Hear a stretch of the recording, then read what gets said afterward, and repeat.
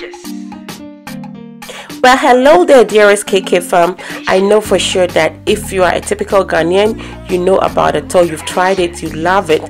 But one thing I doubt that you've ever tried is Kyekyiredekye. Yes, Kyekyiredekye. So this is actually very similar to Etor, only made with sweeter plantain.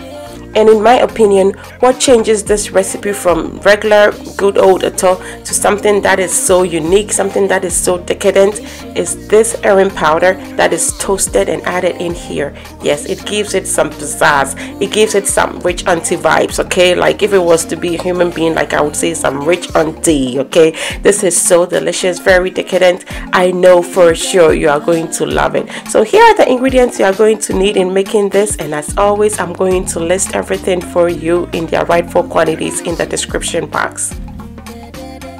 We are going to start off by peeling and cutting up our plantains, and as you can rightfully see, these are ripened plantain. Yes, not overripe, not partially ripe, but I would say this is at the peak of ripeness. It is pretty ripe, but not going to be the kind that will get mushy when you boil it. So I am going to cut it up, and as you can see, I also try to remove excess strings that were hanging on it. You don't want to see these strings, or threads I should say, that stays on the skin of your plantain in your Etor. So fam, before we go ahead, I would like you to please hit that like button. Not just for me, but for my mom, okay? This is a recipe that she's so passionate about. She claims she heard of this on the radio and she's been making it. It's not very common, but everybody that she makes this for totally loves it. So please, please, please show my mom some love, especially for Mother's Day. So my eggs I have already washed. I have placed on my plantains. I've added my peppers and water now, and I'm going to cover this and let it come to a boil. So whilst that is boiling, we are going to be toasting our herrings. Yes, the real game changer here. And because I, as most of you call me here on Yawa, especially, that is Nanaba. Yes, I am the real and modest squad leader. So I don't want my herring to be very, very powdery. My mom will make it very fine. I want to bite into my herring. So this is a little bit coarse. I'm going to toast this. The real reason you are toasting this is to let all the aromas and the fragrance of the herring just pop. Once it is perfectly roasted, you begin to smell it, and so once that smell hits your nose, you know your herrings is very well toasted. And as you can see, the color has changed as well. This just makes a big difference in your recipe, and I really want you to try this and come back and comment here or send me a picture on Instagram or something like that, because yes, I want this to be a popular recipe. So once it is done, you don't want the residual heat to keep on toasting your herrings because it's going to burn. I have transferred it into a plate. Now I'm warming my palm oil. This is actually enkwan. So this came from palm nut soup that I made previously, and I am just infusing some momone in here, just because, you know, a little bit extra momone is not going to change anything. This soup actually had superku and stuff like that, so it's already smelling fragrant. And now my momone is fried. I'm going to bring it out of the oil. This is going to go directly in my apatoyoa to be part of the Kyekyiredekye itself. Yes, and now I have some sliced onions coming in here. And I'm not going to cook this to all the way to get caramelized because my oil doesn't really need that. It is already very fragrant, very tasty. Like I said, this came from soup, palm nut soup, so it has a lot of stuff going on for it. But these partially fried onions, when you put it in your Kyekyiredekye and also a little bit on top for garnish, makes it look so good. So that is the main reason I'm doing this. So at this point, I think my onions is at the point where it is okay for me to actually turn off my heat. Just like this, it is not crunchy, but it's not going to be super soft or caramelized. I've turned off my heat at this point, and now we are going to check on our plantains. This has cooked for approximately 15 minutes. It is done now, and I'm going to just bring it off the heat, drain the water from it, and then we will start our actual Kyekyiredekye process.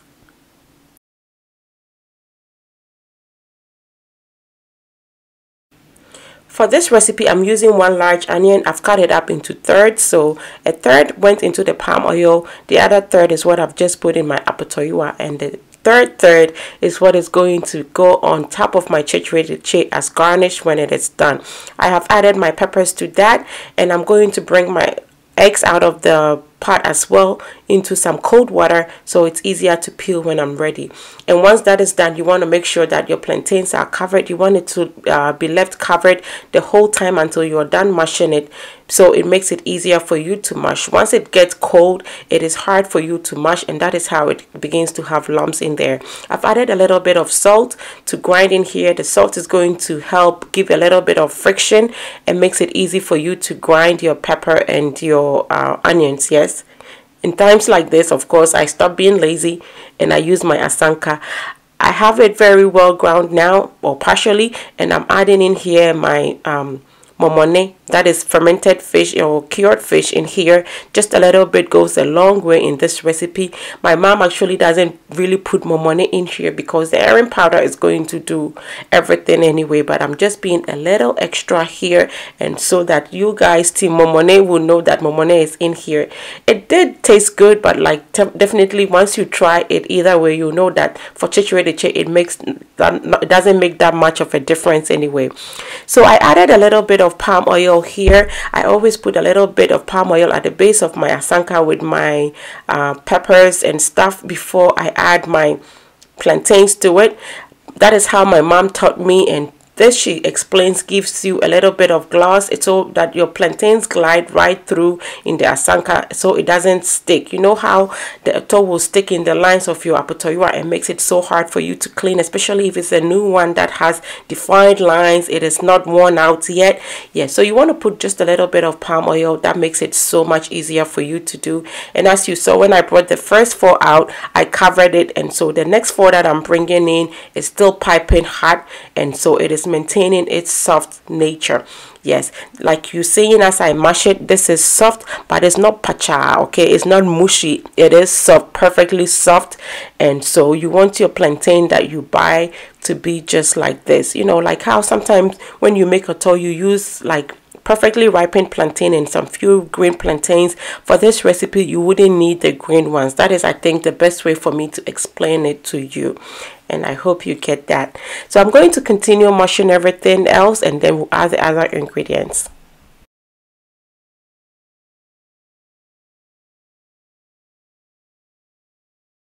So if you are anyway like me, you're probably sitting there rolling your eyes and going like, now when so the okofa free here, a day any Kyekyiredekye, what is Kyekyiredekye, where from this? Well, I would be skeptical as well, but for about 20 years, this has been my family's recipe. My mom says she actually was listening to Capital Radio, Edusi Poku's program, I think. I don't remember the name, but it was just a tree program that everything was mostly history, and she actually was listening, and then somebody was talking about this recipe. So this is a recipe that she actually got off the radio. She never saw it being made, but you know, that from her deduction or everything that she pulled out of it, she started making this recipe, and it's just so good. She takes it to a lot of church potlucks in Ghana. We call that fellowship in my church. If you're a typical Church of Christ person, you know what fellowship is about. Everybody loves it. Totally love this recipe, and I will really be honored and very happy if you could help me push this recipe. Let other people try it, know about it, tell them this is something that is very dear to my family's heart, and I hope that you give this a try. I know for sure you are going to love it. So once everything is mashed, you want it to be almost lump free. I'm adding in here my toasted herrings, and I am going to just try to incorporate this, trying to gently mix it, fold it in almost kind of, because if you are too rough on it, you are going to end up having your herrings just splatter and you're going to lose some of it. This smells so good at this point. That toasted herring is like none you've ever imagined. I'm telling you, if you know you are the kind of person that would, you know, just roast, or I don't even know, utoto amanek asana udi triabomuma, then you can only imagine the vibe that this is bringing in here. This smells so good, and I know if you try this, it's gonna be so much of a game changer to you. Please give this a try. So once your herring powder is very well mixed up in here, you want to add some palm oil. So yes, as you can see, I have my onions in here as well, and I'm trying to put as much of the onions here as I can get. And this is just a little bit of palm oil. You don't want to overdo it. I added about 2 tablespoons first, mixed it up, and now I've added about an extra 2 tablespoons in here. You want to do this gradually so you don't put too much oil in here. And when your etor is looking like this, I'm still saying etor because I know that is what you're used to. When your kyekyiredekye looks like this, you know it is ready. This is so good. It tastes amazing. I bite into my little specks of herring just like I like it. And the fragrance that the toasted herrings brings in here, just beyond anything that you've ever tried. And of course, remember that your plantain is sweeter, so this is going to be just so good on your tongue, on your palate. You're just going to love this. So we are done at this point. I'm just going to clean up my asanka. I'm going to be using the same thing for presentation, and I'm just scraping the sides, trying to bring everything in, making it look clean, or as clean as I can, and then we'll garnish.